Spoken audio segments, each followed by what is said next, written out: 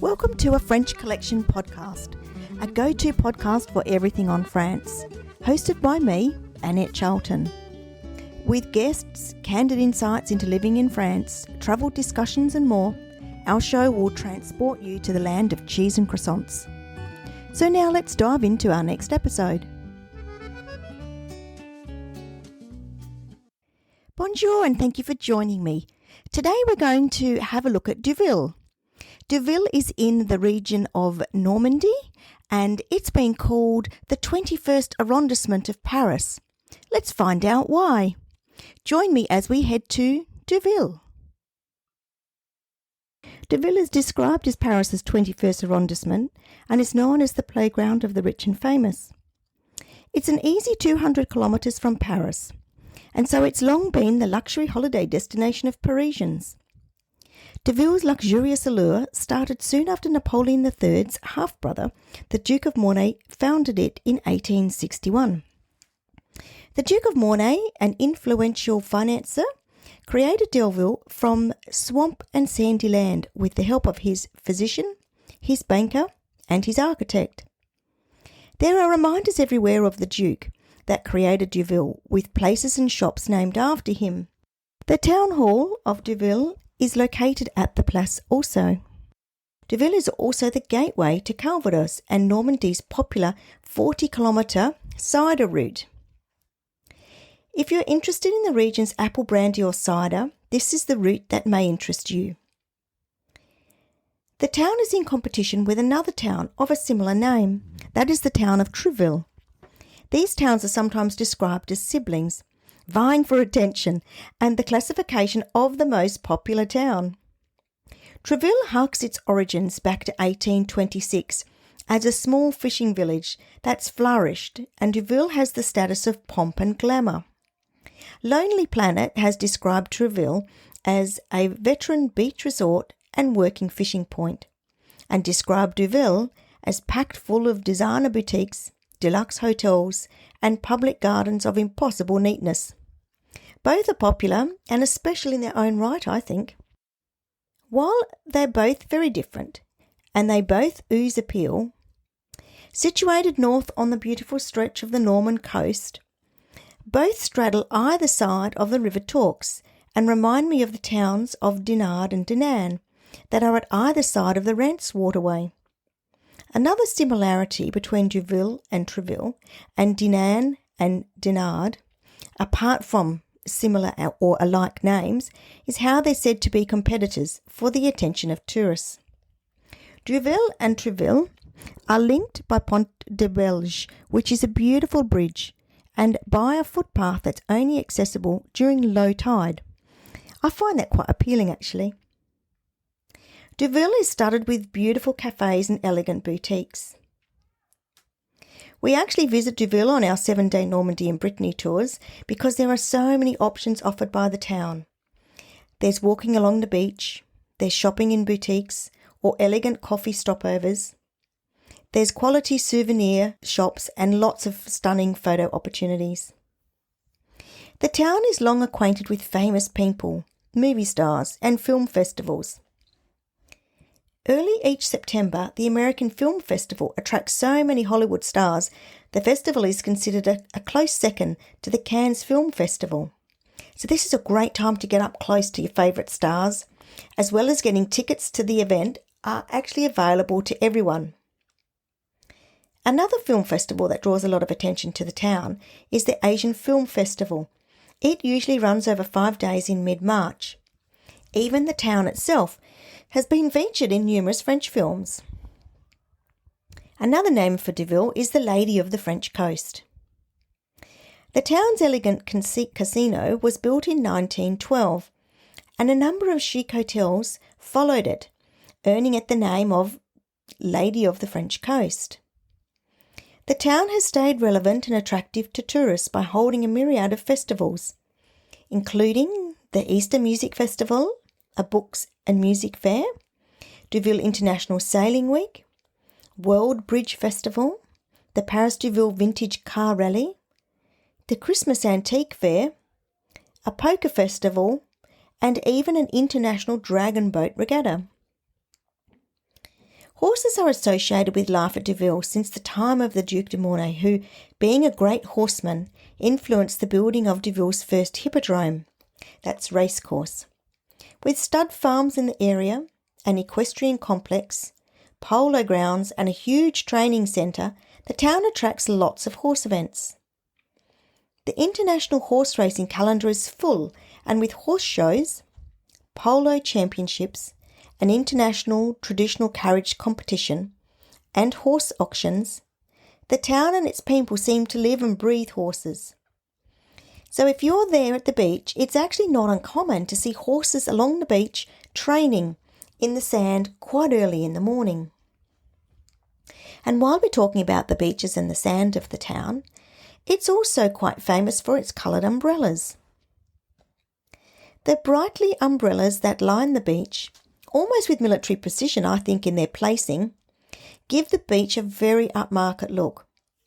During the summer months there are about 600 umbrellas that get set out for visitors, and they've become a bit of a trademark of the town. Once you've paid for the hire of your umbrella or the beach hut, you can lay back on the famous white beach sand just like one of the town's visiting movie stars. The beach huts are even named after American stars who've come to Deauville to attend film festival. Promenading along the 1.5 kilometre boardwalk is also a highlight, I think, if you were to visit Deauville. Place du Marché has been the traditional market location and shopping centre in Deauville since 1881, and it literally hums with people on market days. Stalls are set up under the ancient half-timbered roof structures, in tents and upon open-air tables around the place. With seafood, poultry, cheeses, fruit, vegetables, spices, honey, Norman foie gras and antiques, this market has everything I love. It's a bit far from my regular market. It's about a 3.5-hour drive from my home. But on the occasions that I'm in the area on market day, I love to explore it, and I'll buy fresh produce, things that won't need refrigeration for the trip home. If you're in the area on market day, I really recommend you stop and see what treasures you can find.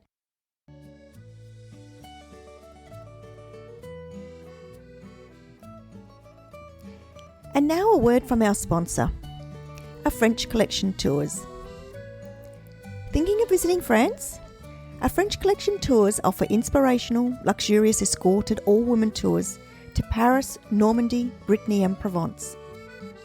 Imagine 7 days with a small group of like-minded women exploring the wonders of France. These fun and exclusive tours focus on culture and art, great food and drink, authentic locations and market trips and boutique shopping. A French Collection Tours are perfect to relax and unwind, re-energise and invigorate, with everything taken care of for you. Your host, Annette Charlton, has lived part-time in France with her family for over 11 years and knows how to ensure your tour is perfect. Whether it's bucket list items or secret places Annette knows about, you will truly love the Parisian vibe. And if you want to experience Brittany like a local, then walking quaint towns, beach walks will delight you. Or if the warmth of the south of France appeals to you, then you'll be spoilt amongst the charming villages and ancient sites on a French Collection tour. So if you're thinking of travelling to France, take a look at A French Collection Tours and create your lasting memories while having the time of your life. Find out more at www.afrenchcollection.com. I mentioned that Deauville is near Calvados, the town where the apple brandy of Normandy is made and named after. Let's find out a little bit more about that town and about the apple brandy of Normandy.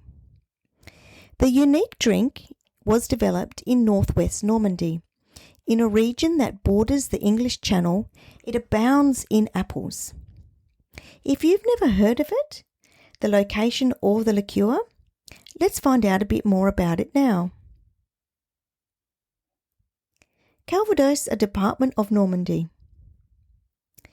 In the region in the northwest of France, with a stretch of cliff and beaches facing the English Channel, it boasts colourful sunsets and unique port towns. The port capital is the city of Caen. The development of Calvados is home also to the Bayeux Tapestry, one of the primary tourist attractions actually in Normandy. In Calvados you'll find beautiful towns like Pont-l'Evêque. Pont-l'Evêque has its very own cheese called Pont-l'Evêque, stunning landscapes and rich World War II history sites. There's also seafood, nautical activities and maritime history.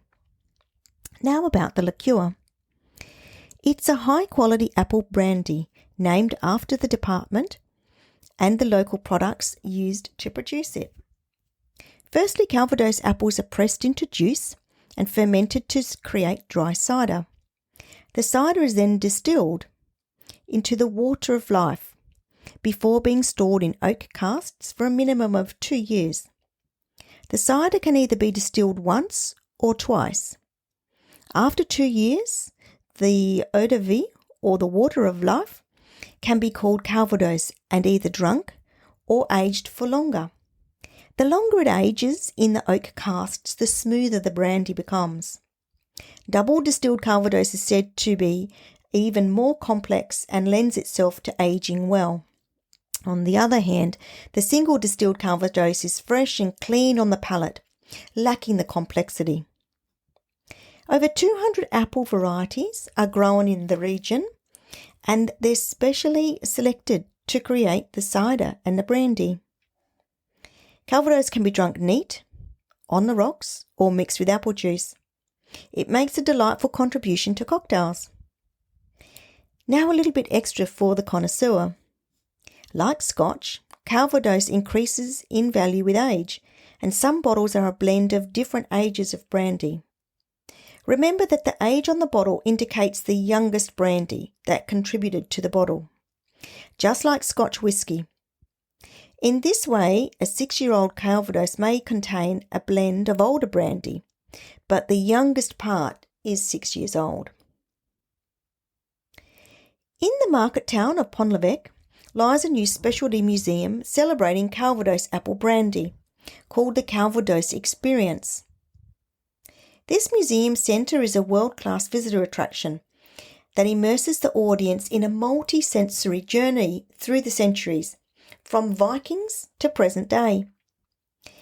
At once, it's theatrical, it's immersive, and it's an unforgettable experience. Entry to the museum includes a tasting at the end. The experience is open to all ages, and non-alcoholic beverages are served at the tasting bar, including organic apple juice. Be enchanted when you visit by the apple production, the beauty of the orchard, and the story of the worldwide success of the brandy. There's so much to see and do in the department of Calvados that I've made a list of our top 10 places to visit. So together with trying Calvados, the apple brandy that Normandy is famous for, go explore some of the region's highlights. These are Honfleur, with its famous colourful historic harbourside townhouses and boats.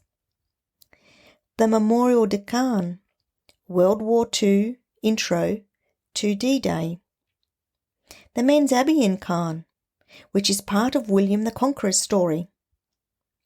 Basilica of St. Teresa.